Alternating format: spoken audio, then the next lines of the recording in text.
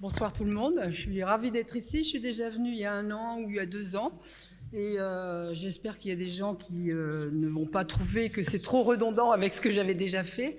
Donc c'est le premier regard sur la médecine du futur dont je voudrais m'entretenir avec vous aujourd'hui. Et l'idée c'est que on assiste à l'heure actuelle à un changement de paradigme avec les études sur les microbiotes. Et les bactéries sont vraiment devenues des amis. Oubliez le fait que les bactéries sont vraiment... Ah, vous voulez que j'utilise ça? Ah oui, mais je vais quand même... il faut que je touche à mon ordinateur. Donc voilà, donc ce que je vais faire, c'est faire une sorte de survol sur les connaissances actuelles, sur ce qu'on connaît des microbiotes et de leur rôle dans la physiologie, dans la santé humaine. Et à la fin, j'aimerais bien discuter avec vous de ce qu'on peut en dire pour la médecine du futur. Donc vous allez me dire, je ne sais pas ce que c'est qu'une bactérie. Eh bien les bactéries, les voilà. Donc les bactéries, c'est très important, vous devez sortir de cette salle en sachant que les bactéries, ce sont les plus petits organismes vivants. Ils peuvent vivre indépendamment dans la nature, ils sont entourés d'une coque, d'une paroi. Quelquefois, ils ont des petits poils, ils ont une flagelle pour leur permettre de bouger. Et ce qui est le plus important, c'est que bien que n'ayant pas de noyau, ils ont ce qu'on appelle un génome. C'est là où sont les gènes des bactéries. Quand elles se divisent, les gènes sont divisés en deux et vont dans 2 bactéries. Bien sûr, les bactéries, vous ne pouvez pas les voir à l'œil nu. Il faut que vous les voyiez avec un microscope. Donc elles ont une taille qui est vraiment trop inférieure pour qu'on les puisse les voir à l'œil nu. Et tout ce qu'on voit avec un microscope, ce sont des micro-organismes. C'est des bactéries, ce sont des champignons, des protozoaires. Et tout ça, tous ces petits organismes que nous étudions, ça s'appelle la microbiologie.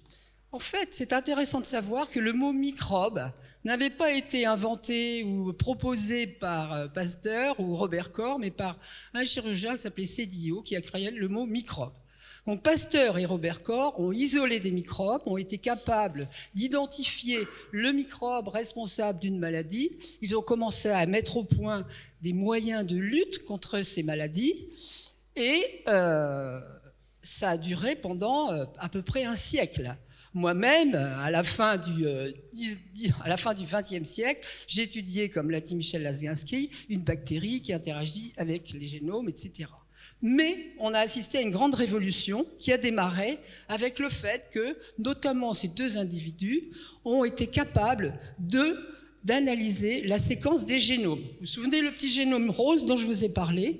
Donc, ces 2 scientifiques qui ont eu le prix Nobel de chimie ont été capables d'abord d'identifier la structure d'un virus, puis le génome d'une bactérie, puis on a eu la séquence du génome humain, et suivez-moi bien, maintenant on a la séquence d'assemblée de microbes. Ça s'appelle la métagénomique. Ici, on est encore dans la génomique. Quand on parle de métagénomique, ça veut dire qu'on a des assemblées de microbes et on est capable d'identifier les microbes, d'identifier les génomes de tout ce qu'il y a dans une assemblée.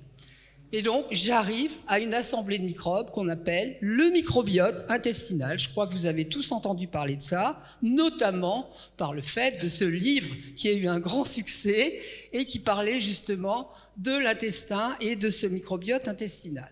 Mais il ne faut pas être borné, il y a des microbiotes dans l'environnement, dans la mer, dans le sol, et sur votre corps, vous avez des microbiotes qui sont différents, que ce soit par exemple dans la cavité orale, que ce soit dans votre côlon, que ce soit dans le vagin, sur la peau, etc. Aujourd'hui, je ne peux pas parler de tout, donc je vais parler du microbiote intestinal. Alors ce microbiote intestinal, vous l'avez appris quand vous étiez petit, dans les cours d'histoire naturelle, vous avez appris que le tube digestif sert à la digestion. Donc, le microbiote intestinal, il termine la digestion des aliments et il joue un rôle dans votre métabolisme parce que les bactéries sont capables, si vous voulez, de métaboliser les aliments et de les faire passer dans votre organisme. Mais ce microbiote participe au développement du système immunitaire, de vos défenses contre des agents agressifs. Il protège effectivement contre des agents pathogènes. Grâce à quoi? Grâce à une couche de mucus. Le long de la paroi intestinale, vous avez une couche de mucus, les bactéries ne peuvent pas très bien rentrer dedans. Et puis, il y a la sécrétion de peptides antimicrobiens qui vont pouvoir tuer des bactéries ou d'autres agents ou d'autres micro-organismes. Et à la fin de cet exposé, je vous parlerai que le microbiote interagit avec le cerveau et il peut même affecter le comportement. Alors, le microbiote, je vous ai dit, c'est une assemblée de micro-organismes. C'est une assemblée, à l'heure actuelle, on se focalise surtout sur les bactéries parce que les gens sont plus capables de les analyser. Ce qui est intéressant de voir, c'est qu'il y a essentiellement 2 grands groupes de bactéries qu'on appelle les bactéroïdètes et les firmicutes. Donc ce que je vous ai écrit ici, c'est que la composition des microbiotes n'est pas la même chez vous, madame, que chez monsieur là-bas. Elle varie selon les individus. Elle varie selon les individus et elle varie selon l'origine géographique des individus. Vous voyez ici qu'au Burkina Faso, vous avez la proportion des bactéroïdètes qui est énorme par rapport aux firmicutes, alors qu'en Italie, vous avez les bactéroïdètes qui sont beaucoup moins abondants par rapport aux firmicutes. La composition des microbiotes varie au cours de la vie. Donc, au cours de la vie, la composition s'enrichit tout au début et puis elle s'appauvrit. Donc la mise en place du microbiote est considérée comme prenant place en à peu près 5 ans. On sait que l'accouchement influe sur le type de microbiote que vous allez avoir. Un accouchement par voie basse est préféré à un accouchement par voie césarienne qui en fait ne donne pas un microbiote qui est assez riche. L'allaitement maternel est certainement plus propice à un microbiote diversifié par rapport à le lait maternisé. Ensuite, vous allez avoir l'effet de médicaments, l'effet d'antibiotiques, des médicaments aussi au cours de la vie. Au cours de la grossesse, vous pouvez aussi avoir un microbiote qui est affecté. Vous vous rendez compte que le microbiote, c'est pas quelque chose de stable, c'est quelque chose qui évolue. Et je continue en vous disant que le microbiote évolue avec ce que vous mangez. Donc il y a évidemment un lien extrêmement proche entre l'alimentation et la diversification du microbiote. Je vous donne juste un exemple. Une alimentation qui est riche en fibres provoque la prolifération de certaines espèces qui maintiennent la fonction de barrière de la muqueuse intestinale. Vous avez ici donc une représentation très schématique de ce que c'est que l'intestin. Donc vous voyez, ça c'est l'intérieur, donc le microbiote, la couche de mucus et les cellules de l'intestin. Vous avez ici la même chose, mais dans le cas où l'alimentation a été très pauvre en fibres. Et dans ce cas-là, vous n'avez plus du tout de mucus. Pourquoi ? Parce que vous avez eu la prolifération de certaines bactéries qui ont mangé le mucus et ce qui a donné naissance à éventuellement une infection ou un passage à travers cette paroi qui n'est plus du tout étanche. Donc l'alimentation joue un rôle absolument critique. À la limite, j'ai envie de vous dire que quand vous mangez, vous donnez à manger à votre microbiote. Alors, on a réalisé des tas d'études sur des tas de gens et il y a beaucoup d'études qui ont été faites sur la comparaison entre des gens minces et des gens obèses. Et on s'est aperçu que les gens qui étaient minces avaient un microbiote qui était beaucoup, beaucoup plus diversifié que les gens qui avaient un microbiote obèse. Alors évidemment, maintenant, l'importance de la réflexion, c'est est-ce que c'est la conséquence ou la cause ? Ça, c'est quelque chose qu'on pourra discuter ensuite. Mais en tout cas, plus le régime alimentaire est varié, plus le microbiote est varié. Donc si je fais un tout petit peu une synthèse de ce que je vous ai dit jusqu'ici, la diversité, la richesse du microbiote s'établit avant l'âge de 5 ans. L'accouchement joue un rôle critique. La diversité et la richesse diminuent avec l'âge. Les personnes âgées ont un microbiote beaucoup moins riche que les gens qui sont en pleine force de l'âge. Donc ça diminue avec l'âge. La diversité et la richesse est affectée par l'alimentation et la diversité et la richesse est affectée par les traitements antibiotiques. C'est évident, mais c'est important à regarder et je voudrais quand même vous faire un petit commentaire qui est le suivant.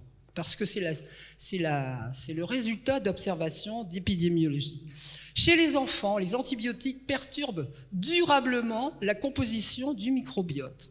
les enfants qui ont pris souvent des antibiotiques sont des candidats à l'obésité. Et ça, ce sont les travaux d'un de mes collègues et amis, Martin Blaser, qui a publié un livre qui s'appelle « Les microbes qui sont manquants », et où il a vraiment démontré que des enfants qui avaient donc une alimentation moins riche étaient donc des candidats à l'obésité. Il y a eu d'autres commentaires qui ont été faits aussi sur les antibiotiques, notamment par Brett Finlay. La prise d'antibiotiques pendant le plus jeune âge est aussi associée aux maladies chroniques, telles que le diabète, les maladies cœliaques, les maladies inflammatoires chroniques de l'intestin et les allergies, voire l'autisme. Son livre existe aussi en français. Alors, ce qu'il y a d'important à réaliser, c'est qu'il n'y a pas que les antibiotiques qui affectent le microbiote. Et une étude qui a été publiée l'année dernière montre qu'il y a d'autres médicaments que les antibiotiques qui affectent le microbiote. Et mon ami Nassos Stipas a réalisé une étude où il a pris 1000 drogues qui sont utilisées sur le marché pour traiter d'autres choses que des maladies infectieuses. Il s'est aperçu qu'un quart de ces drogues avaient un effet sur... Il avait pris 40 bactéries de l'intestin et il avait vu qu'un quart des médicaments avaient un effet sur au moins une des bactéries qu'il avait testées. Donc c'est important à savoir que tout ce que vous prenez va affecter le microbiote. En revanche, le microbiote affecte aussi l'efficacité de certains médicaments.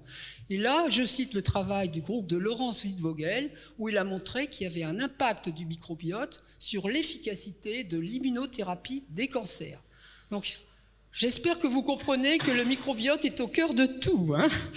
Donc, il y a aussi un mot que je n'ai pas encore utilisé, qui est le mot dysbiose.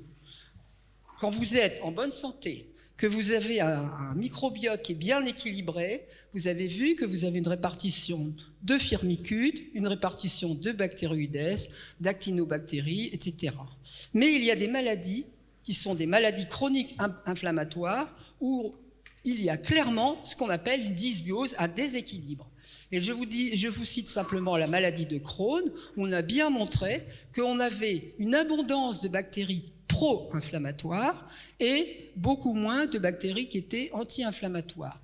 Et les conséquences de cette étude, ça a été de mettre le doigt, au moment de la guérison, ou en tout cas d'une rémission partielle d'un malade de Crohn, de mettre le doigt sur une bactérie qui s'appelle Faecalibacterium prausnitzi, dont on a pu montrer qu'elle était anti-inflammatoire.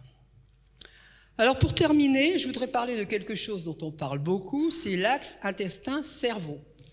Donc, il y a beaucoup d'études qui montrent à l'heure actuelle que ce qui se passe dans votre intestin, la digestion, la production de différents produits, peut aller jusqu'au cerveau. Alors, il peut aller jusqu'au cerveau essentiellement par deux voies, la voie sanguine ou la voie nerveuse, puisqu'on a des terminaisons nerveuses qui sont au niveau de l'intestin. Et notamment, par exemple, vous avez une hormone, la sérotonine, dont on sait que pratiquement 90% est produit au niveau de l'intestin et qui est capable d'être véhiculé jusqu'au cerveau et d'affecter donc d'affecter un certain nombre de cellules du cerveau et par voie de conséquence d'affecter le comportement. Alors ici, vous avez un petit tableau que vous voyez pas tellement bien, mais en tout cas, c'est pour vous redire ce que j'étais en train de vous dire, c'est que les bactéries du microbiote affectent la production d'un certain nombre de composants qui peuvent passer par les nerfs, par la circulation sanguine et arriver jusqu'au cerveau. Vous voyez ici un papier qui vient juste d'être publié. Et là, je voudrais justement faire un commentaire qui est très important, c'est qu'il y a beaucoup de choses à l'heure actuelle qui sont étudiées chez les souris. Donc, extrapoler ce qu'on a trouvé chez les souris à l'homme n'est pas toujours si évident que ça. Et par exemple là, on a pris des souris qui n'avaient absolument pas de microbiote, ce qu'on appelle des souris germe-free, et on leur a mis du microbiote humain, soit de gens qui étaient en bonne santé, soit de gens qui avaient une forme d'autisme. Et on s'est aperçu que ce microbiote qui venait de gens qui avaient une forme d'autisme faisait que les souris avaient des symptômes qui ressemblaient à l'autisme, des symptômes du comportement. Donc clairement, il y a aussi un lien entre la composition du microbiote et certains traits qu'on peut appeler des traits associés à des comportements neurologiques. Conclusion et réflexion. Le titre de cette conférence était intitulé « Regard sur le futur ». Bon, je vais d'abord vous dire un état de fait. Il est clair qu'une alimentation variée mène à un microbiote riche, diversifié, garant d'une bonne santé. Il est clair qu'il faut bien nourrir les enfants en bas âge avec des aliments non transformés, éviter au maximum les antibiotiques et d'autres médicaments. Futur à plus ou moins long terme. La transplantation fécale, j'en ai pas encore parlé. Transplantation fécale veut dire apport d'un microbiote. Et cette transplantation fécale a été utilisée avec succès dans le cas de diarrhée à Clostridium difficile. Clostridium difficile est une bactérie qui prolifère relativement facilement au cours d'un traitement aux antibiotiques. Au cours d'un traitement aux antibiotiques, beaucoup de bactéries disparaissent. Clostridium difficile peut éventuellement proliférer. Il a été montré qu'on peut, dans ce cas-là, parce que c'est des diarrhées qui sont persistantes, faire une transplantation fécale et restaurer un microbiote qui soit en bonne santé. Dans le cas de la dysbiose, comme dans le cas de la maladie de Crohn, c'est encore à l'étude. Ça pose des problèmes éthiques. Qu'est-ce que vous allez donner comme microbiote à quelqu'un qui est déjà malade? Il ne faut pas le rendre encore plus malade. Je discutais aujourd'hui avec quelqu'un en lui racontant que j'avais lu, par exemple, une transplantation fécale qui avait été faite avec le microbiote d'une personne en bonne santé, mais qui était obèse. Et du coup, on traitait une diarrhée et du coup, on donnait un microbiote qui allait faire que cette personne, éventuellement, commençait à avoir des traits d'obésité. Donc je pense qu'il y a beaucoup de problèmes qui sont liés avec la transplantation fécale. J'en viens à l'autre transplantation fécale.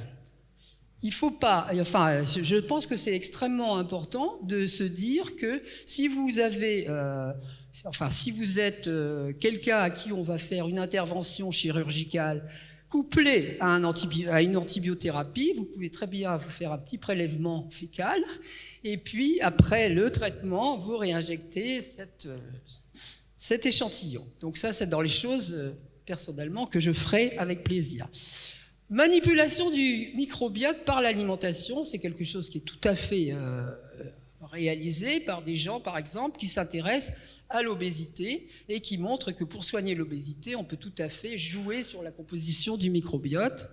Alors maintenant, est-ce qu'on peut manipuler le microbiote pour traiter des maladies neurologiques telles que la dépression? Je pense que là, on est déjà à un futur à plus ou moins long terme.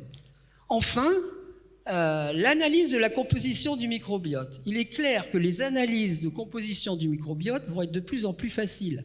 Et on peut tout à fait imaginer que d'ici quelques années, votre médecin prescrira l'analyse de la composition de votre microbiote pour un dépistage précoce ou un diagnostic de maladies telles que le diabète ou des maladies inflammatoires chroniques, et éventuellement pour leur pronostic et leur traitement. Eh bien voilà, c'est tout ce que je voulais vous dire aujourd'hui.